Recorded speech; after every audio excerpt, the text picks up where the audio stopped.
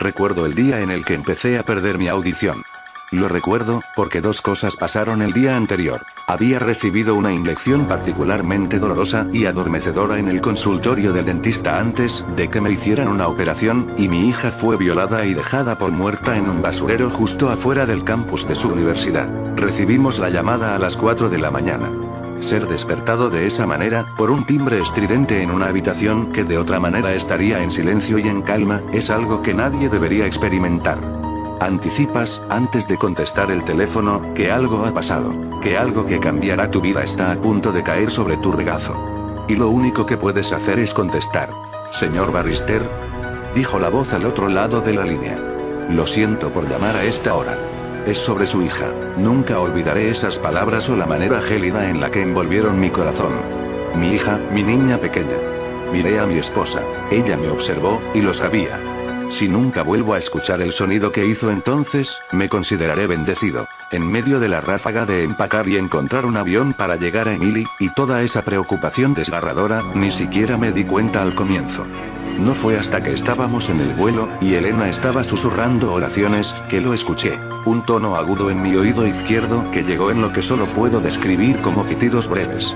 Me recordó a los exámenes auditivos. Metí mi dedo en mi oído y lo moví alrededor, tratando de aminorar el sonido, pero permaneció, constante e irritante y pitando. Sin embargo, lo delegué al reverso de mi mente tan pronto como aterrizamos, y nos apresuramos del aeropuerto al hospital, en donde Emily yacía inconsciente con una serie de máquinas manteniéndose vigilantes al lado de su cama. Las había visto incontables veces antes, ya sabía lo que cada una de ellas hacía y por qué estaban conectadas a mi hija. Pero, en ese instante, eran monstruosidades extrañas y mecánicas que la hacían ver pequeña y frágil. En tanto esperamos ahí, sentados, acariciando su cabello y diciéndole cuánto la amábamos, recordé en retrospectiva a la única otra vez que Emily había estado en un hospital. Tenía 6 años, quizá 7, y era su hora de dormir. Quería quedarse despierta por más tiempo como su hermano mayor, pero le dije que dejara de saltar sobre su cama y que se alistara para dormir. Le di mi espalda por solo un minuto, ni siquiera recuerdo por qué, y ella se deslizó. Manaba sangre desde un corte desagradable por encima de su ojo, en donde se había golpeado con la cabecera, y estaba gritando. Después de que la habíamos calmado y de que pudimos darle un vistazo a la herida, concordamos en que necesitaría suturas. Mientras Elena se vestía, llamé al hospital en el cual trabajaba como anestesiólogo y me puse en contacto con uno de mis amigos doctores para hacerle saber que íbamos a llegar. Elena se quedó en casa con nuestro hijo, y yo llevé a Emily. ¿Dolerá?, me preguntó Emily desde el asiento trasero. Estaba mirándome fijamente por el espejo retrovisor, con un ojo cubierto por la tela que estaba presionando contra su frente. No, me aseguraré de que no. ¿Cómo? Mi pequeña, siempre la escéptica. ¿Recuerdas cómo hablamos de que papi hace que las personas se duerman en su trabajo? Se había convertido en una broma en nuestra casa. Más te vale portarte bien, o papi te pondrá a dormir por siempre. ¿Sí? A veces, solo hago que una parte de la persona se quede dormida. De esa manera, los doctores amables los pueden curar, y ni siquiera lo sienten. ¿Me harás eso a mí? Sí. ¿Y te quedarás conmigo todo el tiempo? Por supuesto. Apenas se quejó del dolor cuando inyecté la anestesia local, y luego se quedó dormida durante las suturas. Emily era una chica fuerte. Era una mujer aún más fuerte. Le tomó 3 días despertar. Durante ese tiempo, la audición en mi oído izquierdo había empezado a disminuir, hasta que lo único que escuchaba con claridad absoluta era ese pitido agudo que había notado por primera vez en el avión. Pip, pip, pip. Pero no me podía preocupar por ello, no cuando mi familia me necesitaba tan desesperadamente, y no se lo mencioné a nadie. La recuperación de Emily fue un proceso lento. Aseguró que no recordaba quién la había atacado y dijo que no podía ofrecer ninguna descripción o declaración a la policía. Se mantenía reservada con respecto a lo que había pasado, incluso con su madre, con quien compartía todo. Mi despreocupada y siempre sonriente hija ahora era acechada, y cada vez que me veía, había un dolor muy profundo tallado en sus ojos. Nunca me había sentido así de inútil o vacío. Después de que fue dada de alta del hospital, se retiró silenciosamente de la universidad y se mudó de vuelta con nosotros, en donde pasaba la mayoría de sus días encerrada en su habitación. Mientras tanto, la sordera y el pitido en mi oído continuaron. Bip. Bip. Bip. Aún así, pospuse el ir a revisarme. Asumí que fue algún tipo de anomalía con la inyección del dentista, y no había mucho que se pudiera hacer sobre eso de todas formas. Sería casi imposible de probar. Mi atención estaba enfocada casi enteramente en Emily, y en ayudarla de cualquier forma que pudiera. Al diablo con mis problemas. La colocamos en terapia, investigamos técnicas curativas, nos entregamos en su totalidad a su salud física y mental, en toda manera en la que ella nos lo permitiera. Tomó meses, pero comenzó a sonreír de nuevo. Los terrores nocturnos empezaron a desvanecerse, y, pieza por pieza, nuestra Emily volvió a nosotros. Acabábamos de discutir si se sentía lo suficientemente cómoda como para volver a la universidad cuando la situación empezó a desmoronarse. Emily había llegado al hospital en donde yo trabajaba para almorzar conmigo. Estábamos sentados en la cafetería. Nuestras bandejas de comida permanecían intactas mientras hablábamos de las clases que quizá le gustaría llevar. Emily se encontraba a la mitad de contarme sobre una clase de genealogía en la que estaba interesada, cuando se congeló, sin terminar su oración, y el color se drenó de su rostro. Cariño, ¿estás bien? Seguí su mirada fija hasta la línea de la caja, en donde un trío de personas estaban esperando a pagar por su comida, y luego la observé a ella de nuevo. Debo irme, me dijo, de pronto. ¿Qué sucede? Te quiero, papá. Prácticamente huyó de la cafetería. Me giré hacia los de la fila. Reconocí a dos, al jefe de medicina y a un oncólogo, pero al tercero no lo conocía. Era un hombre joven alrededor de la edad de Emily, y el parentesco superficial que compartía con el jefe me hizo creer que era algún tipo de familiar, quizá un nieto. Mientras más lo miraba, más ruidoso se tornaba el pitido en mi oído. Bip, bip, bip. Al llegar a casa esa noche, Emily estaba sentada en el pórtico trasero, viendo hacia la nada mientras nuestros perros merodeaban el patio. Se sobresaltó cuando abrí la puerta corrediza. ¿Estás bien? Le pregunté, tomando asiento a su lado. Sí, me dijo. El silencio que cayó entre nosotros fue uno muy pesado. Sobre hoy, comencé a decir.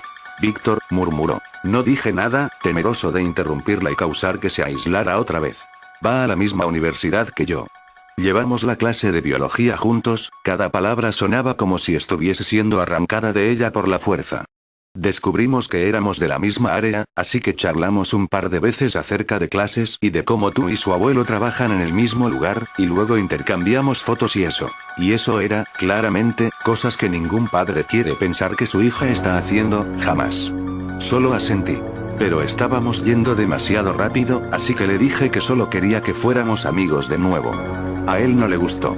Me dijo que si no hacía lo que quería, compartiría las fotografías que le mandé. Su voz se fracturó y se alejó de mí.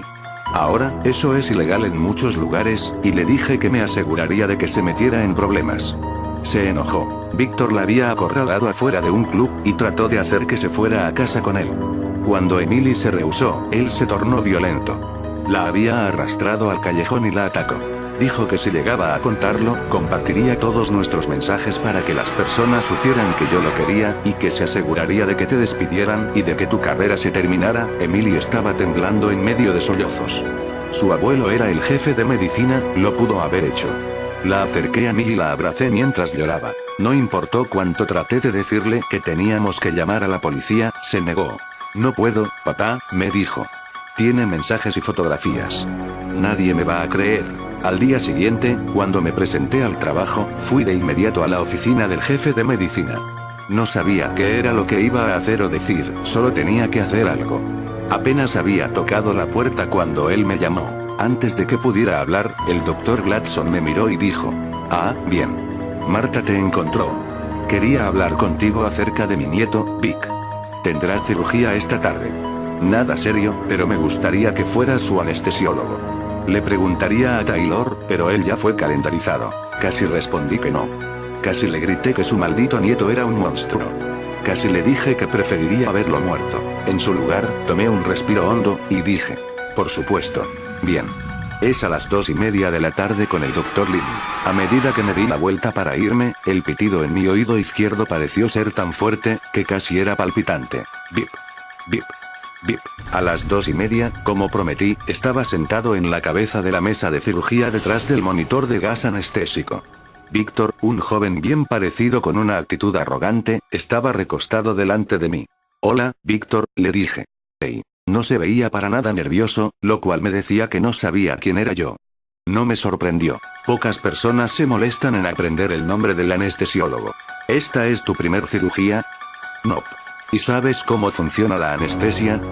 Cuenta hacia atrás desde 10, ajá.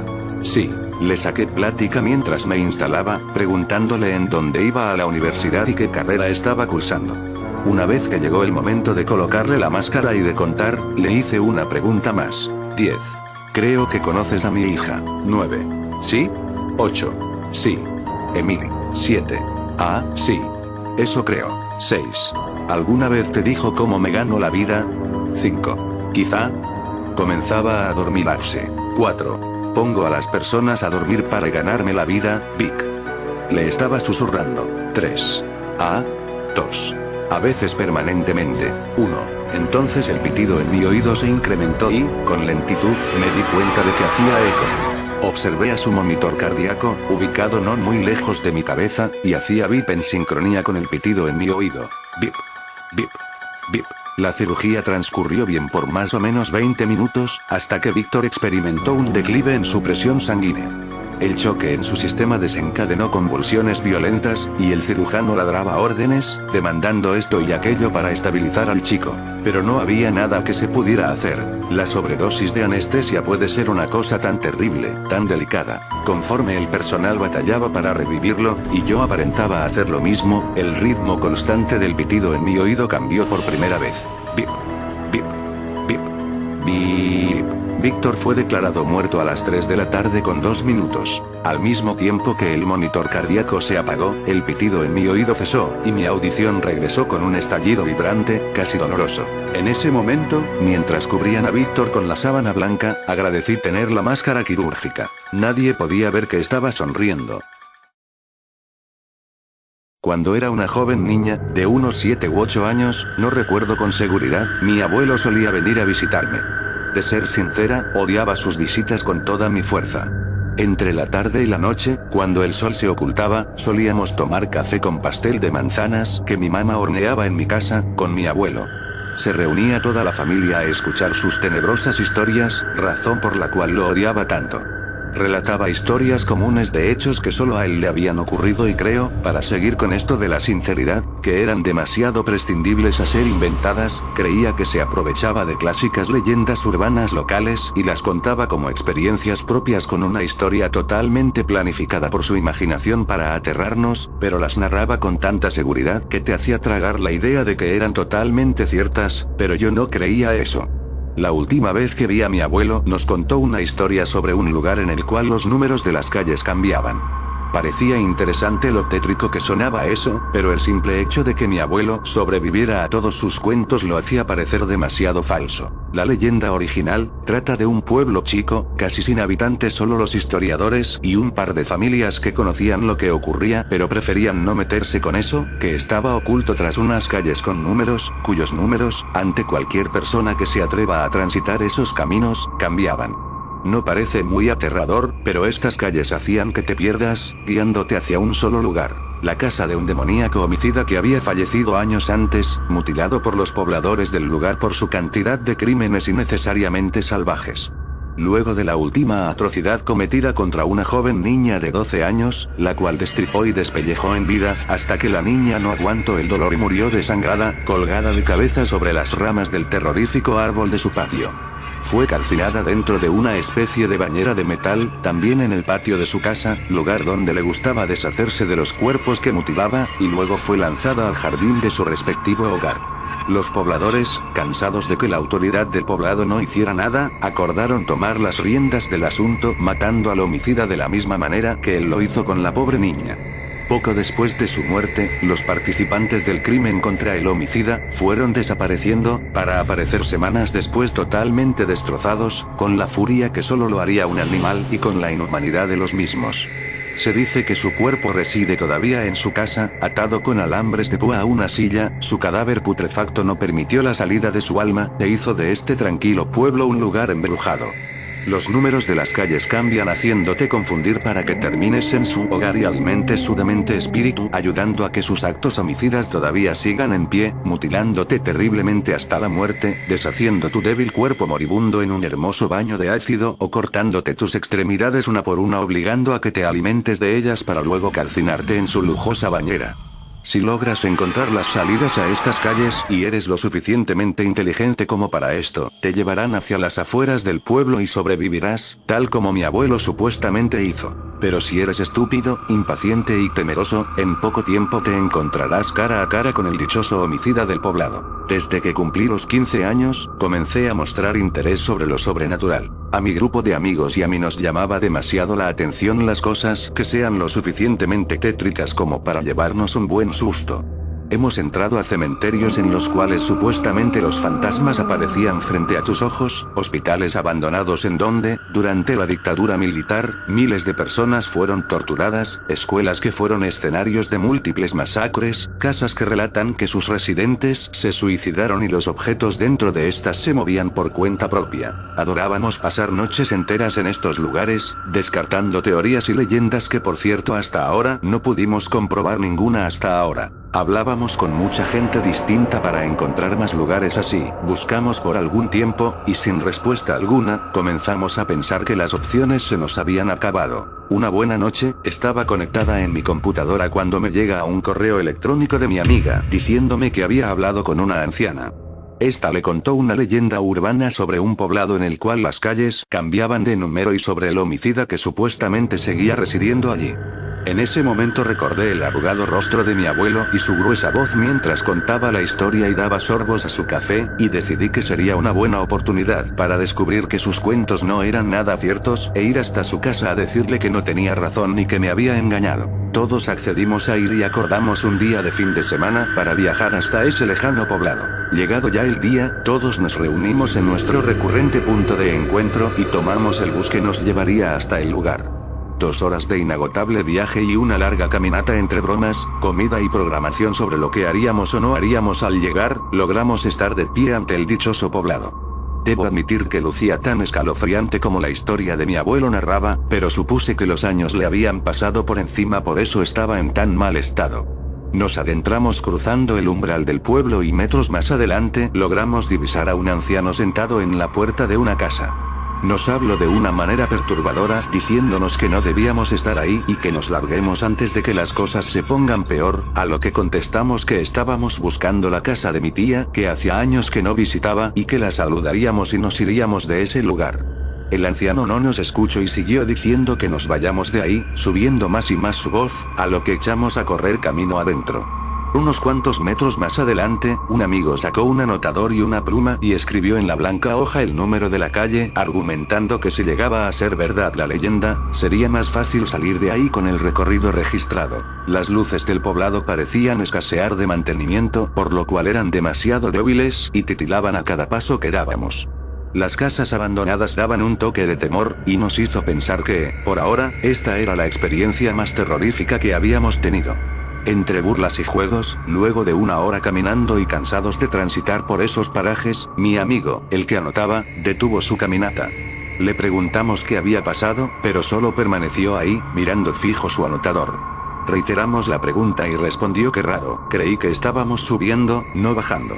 Le dijimos que deje de bromear, que habíamos visto la numeración de las calles antes, y estábamos más que seguros que estábamos subiendo. Pero él dijo que no se equivocaba, habíamos descendido por lo menos 3 kilómetros. Uno de mis amigos que nos acompañaba, le quitó el anotador de la mano y releyó la hoja una y otra vez, contando las calles y terminó por decir que era verdad. Atónitos los expectantes, decidimos sentarnos un par de minutos a conversar sobre qué haríamos ahora. Antes de sentarnos, recuerdo haber mirado el cartel que contenía el número de la calle y decía claramente calle 530.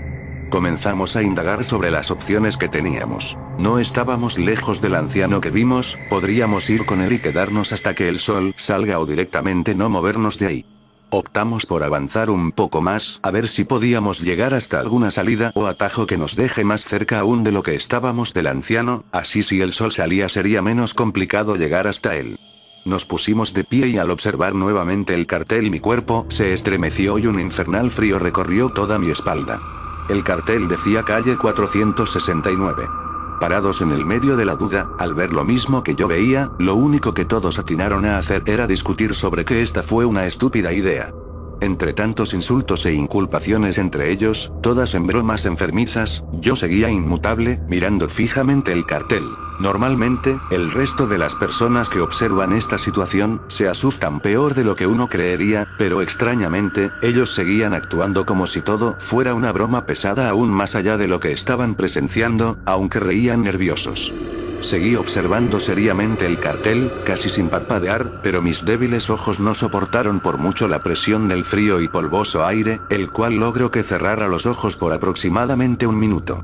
El cartel decía calle 402. Cada segundo que pasaba era aterradoramente eterno, hasta que reaccioné de lo que sucedía y acoté, tratando de que en mi temblorosa voz no se notara miedo o inquietud alguna, ya que eso haría que los demás se asustaran más de lo que yo lo estaba, que debíamos movernos o las calles se moverían por nosotros. Volteé nuevamente y volví a mirar fijo el cartel. El cartel decía calle 393. Recordé lo que mi abuelo me contaba, y en esa fracción de segundo vino a mi mente como un puñetazo, el número de la calle del macabro homicida, era 202. Insistí a mi oposición de quedarnos de pie en el mismo lugar, y rogué que nos movamos rápido. Supuse que si caminábamos hacia arriba, lo más veloz posible, llegaríamos a destino, pero la presencia de 4 fumadores en el grupo no era nada gratificante para la encomendada misión. Volví a mirar el cartel. El cartel decía calle 350. Desesperada, traté de encontrar una solución al problema, intentando recordar cómo se desenlazaba la historia de mi abuelo. Lo único que recordaba ante lo atónito de mi ser en esa situación era que debíamos actuar con inteligencia. Quise encontrar alguna relación entre el tiempo y la descendencia de los números, pero poco pasó para que me diera cuenta de que eso no tenía nada que ver con nada. Comenzamos a correr lo suficiente. Mis amigos, aunque tenían los pulmones destrozados de tanto fumar, corrieron mucho más rápido que yo. Pocas cuadras después, se cansaron. Mire de nuevo la numeración de la calle. El cartel decía calle 307. Reaccioné. Correr no era la solución. Comenté esto rápidamente con mi grupo, y al notar que ninguno encontró una solución al problema, solo atiné a echarme a llorar. Cuando, de repente, un amigo sugirió que nos metamos a alguna de las casas que estaban en el poblado, ya que lo único que se movían o cambiaban eran los números de las calles, no las casas, que esperemos ahí hasta que sea de día, y quizá algo de lo que vivimos esta noche haya cesado ya para la aparición del alba. Una de las mujeres que nos acompañaba cayó en cuenta de que habíamos perdido el rastro de las casas hace varias cuadras atrás. Pero la misma mujer sugirió seguir corriendo un poco más, quizás así encontremos algo.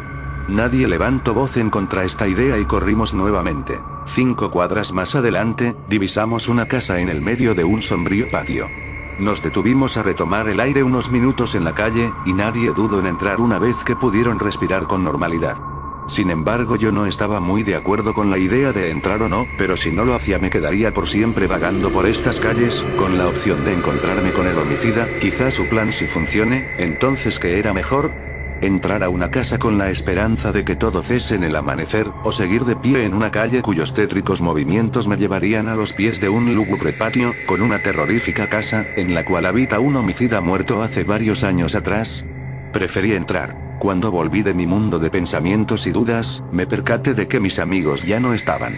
No había nadie ni nada, solo yo parada en medio de una calle cuyos dos extremos estaban rodeados de campo, muy similar a la salida del pueblo. Pasaron unos minutos pensando y pensando qué era lo que había pasado, a dónde se habían dirigido mis 5 amigos. Cuando, de repente, me di cuenta de la existencia de un pequeño anotador a mis pies. En gigantes letras de tembloroso pulso, unos garabatos bastante entendibles erizaron mi piel e hicieron que permanezca inmutable ante esto que estaba viendo. No escuchaba nada más, solo mi latente corazón, la suave brisa del campo, y el roto silencio de gritos en la lejanía. El anotador decía calle 202.